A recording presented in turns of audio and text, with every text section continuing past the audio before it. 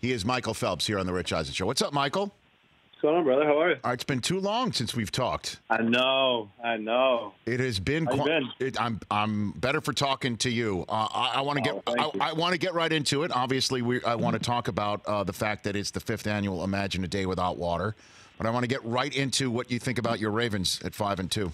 What do you think? Well, obviously, I love it. I mean, we have excitement. We get to get. We have a chance every single week, and I think that's something I've looked forward to for a while. And seeing true emotion on Lamar's face every single game, and seeing him pissed off when he doesn't make a good throw. Like that's something that I love seeing as an athlete, and kind of watching him really be able to fit into the NFL and really do what he does best. It's incredible to watch him. Having Marcus Peters there is a great add. Now hopefully we can get that secondary healthy. Ingram's insane, and yeah, we're looking good. I'm excited. The rest of our division isn't that good. First time in a while we haven't had to basically go toe to toe with Pittsburgh. I could talk to you forever about this. I know. You know that. That's why I wanted to start with this, and it's interesting. We started the show talking about what's the most dangerous athlete out there, because this kid Juan Soto is insane. Well, he's the proverbial young athlete who doesn't know how difficult it is, right? And how that's dangerous. Another dangerous athlete is someone who's been told he can't. And I think Lamar Jackson falls into that category. Wouldn't you agree with that? 100%. And honestly, I think you really got a chance to see what kind of work he was doing in the offseason. When you saw in the last couple of games last year where some things kind of fell off. He's more comfortable in the pocket making a throw. His throws are accurate. The guy's got wheels. So it's plus you have all the weapons that he does. It's fun watching him kind of come into his own. Have you met him, Michael Phelps? Have you met him? I have not, no. I haven't been able to travel back for too many games, but I'm hoping to actually get out to the Rams game at the end of next month. Rams-Ravens end of next month in LA. Yeah, there's also one that's coming up against the Patriots in a couple weeks. Now the game's afoot there. That one's going to be tough, but honestly, I think just because of the history that we've had, and especially at New England, anything is possible. I think we can beat them. But honestly, their defense is sneaky good this year, and obviously Brady's Brady. He's the greatest of all time. So, he's dangerous. We've had, I think, one game over the last 5 years where we were up 14 points 2 different times and lost. Right. So anything's possible at that stadium, and definitely going to be a challenging week. Hopefully have a good bye, and hopefully the defense can get to Brady. That's something that offensive line does so well, and his jersey stays pretty clean. It sure does. Couple hits on it that might shake things up. Michael Phelps here on the Rich Eisen Show. Another athlete type that we mentioned at the top of our show that's particularly dangerous is the individual who's won it all, has it all, and still stays at it because it's not enough, because of that fire that burns inside. It's so rare. Brady has it, and it seems like you have that as well, or did have that. My question to you is, do you and Brady have you ever had a conversation with Brady about that very subject, Michael? I don't think we've ever dove into anything like that. We've been around each other a few times, obviously the Under Armour connection. But no, I think the greats and the best of the best, there are so many similarities I think that we all have. And the similarities that we have are things that are unteachable. Kind of that next gear, that different level.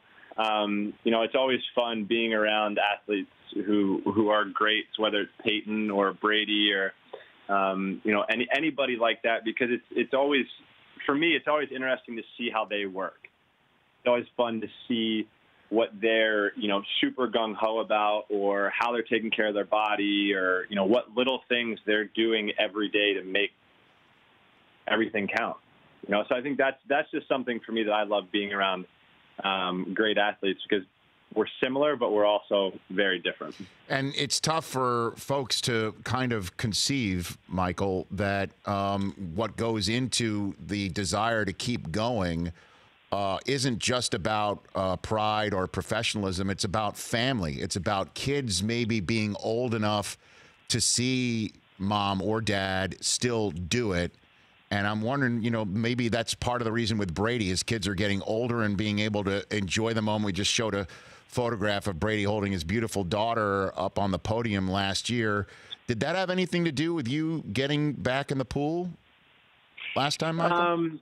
No, I don't think it had anything to do with me getting back into the pool.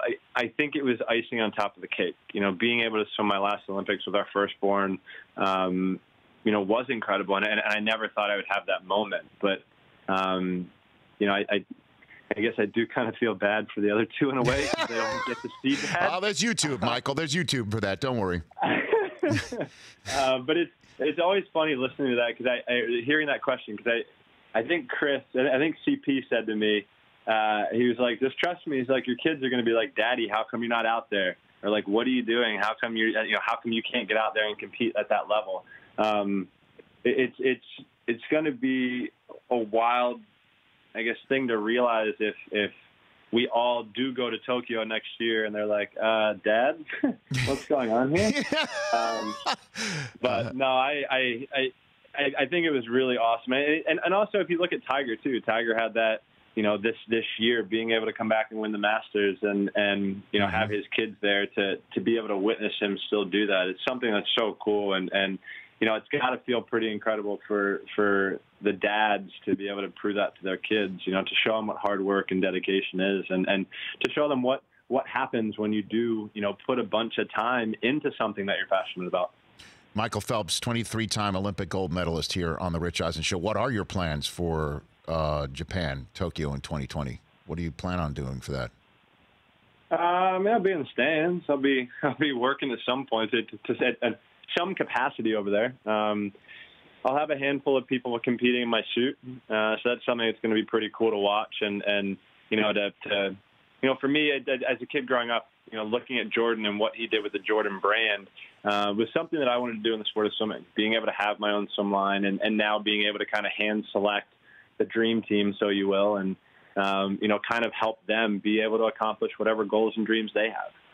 So it's kind of fun to be able to really just see these young up-and-comers, but also seeing it all come together. It's going to be pretty sweet and pretty. I guess it's hard to put into words, because it's something that I have dreamt about for so long, and I'm just looking forward to that moment where I get to see these guys with all these men and women who have put all this hard work and time into something that's so important to them and so challenging. Just to be able to be there at that world stage would be very, very exciting. How did a kid from Baltimore get to Ann Arbor, Michael? I've always wanted to ask you that question. Obviously, you're smart. That goes without saying, going to Michigan. But how did you wind up with that connection? Well, when your coach says, if I take a coaching job, will you come with me? I say yes. Okay. That's one way to do it. But I always wanted to go to Michigan. Michigan was always something that, I guess they always had a great swimming program, and I knew the head coach there very well. So for me, it was just I guess it really was a dream, actually, to be able to do that.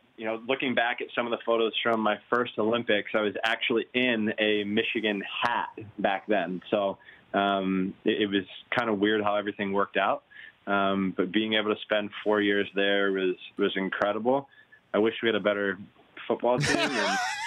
But I get it. We go through struggles. I know how it works. Oh my! But yeah, that is very challenging to watch week in and week out. I know. Notre Dame, man. This is it, though. This is going to be. I mean, I am. Yeah, I think honestly, I think I would take. If we could win only one game the rest of the season, I want it to be Ohio State. More than anything, that's what I want it to be. Well, so we'll see. That game is going to be hard as it always is, but hopefully we're not so far out of it by that time. And hopefully we can pull the team together. I'm pumped to see how they come back after that loss and are able to battle against a great team like Notre Dame. Me too, Michael. But I don't mean to correct you, certainly on live TV and radio, but it's the Ohio State. Okay, Michael. Sorry. Okay, it's because we don't want to confuse them with an Ohio State, right? It could just be like we don't know which Ohio State is. It's the Ohio State. Okay, Michael. You understand? Well, people from Michigan don't say that. Well, we will actually say the school name. It's no big deal to us. Like we're not like school down south or that school like TTUS or whatever. Like we don't or DDS. We could say it. You know what I'm saying? I hear you. Oh, I hear you. Let's get into what's really important, obviously, is our planet and making sure that we save it as best we possibly can. What is the 5th annual Imagine a Day Without Water? What is this about, Michael Phelps? Well, think about the question. Think about a day without water. That's no brushing your teeth. It's no washing clothes. You're not going to have any coffee. There's no water to brush your teeth. So it's like if you think about everything you do in a day without water, life would be even more difficult than it is right now. So, I think it's something that's so simple for all of us to jump on board to turn the water off when you're brushing your teeth. Something literally as simple as that will save 64 glasses and can save up to 4 gallons. And if you think over the last 3 years that we've been doing this, we're working on trying to get the exact numbers, but I know it is over 50 billion gallons of water that we've been able to save in 3 years. And yes, that's a ton of water, but we need to do more. We need to stay on top of all of these small things that are going to make a big difference for the future. Because what if there is a day where nobody in the world is able to turn on their faucet and get clean water? Because we see this problem already occurring.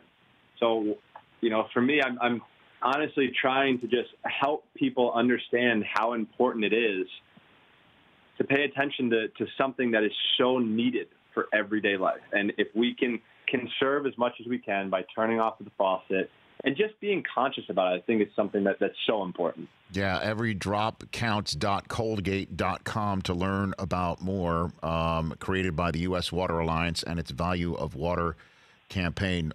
Hey, Michael, how often you get in the pool with your kids? Do you do it, or you're just like, Dad's had enough of that? My kids are boomers in the water almost every day. Okay. I'm not in the water with him every day. Somebody is.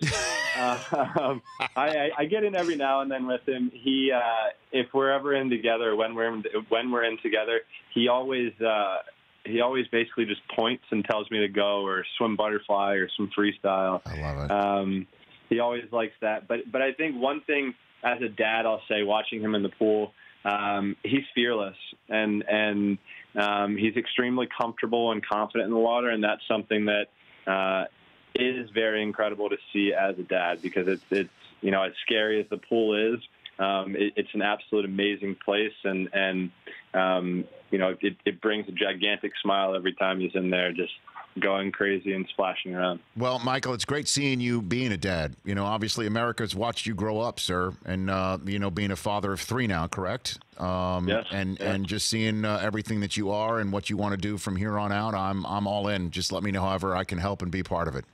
Awesome. I love it, Rich. Thank you all so much for having me, and I look forward to seeing you soon. Yeah, you bet. Maybe I'll be at that Monday night game too. Hopefully we'll connect. We'll see you soon. Look forward to it, brother. Okay, right back at you. That's Michael Phelps, 23-time Olympic gold medalist, here on Imagine a Day Without Water, the 5th annual version of that. At Michael Phelps on Twitter, at M_Phelps00. For more of The Rich Eisen Show, tune to Audience Channel 239 on DirecTV for free on BR Live, or download the Rich Eisen Show app.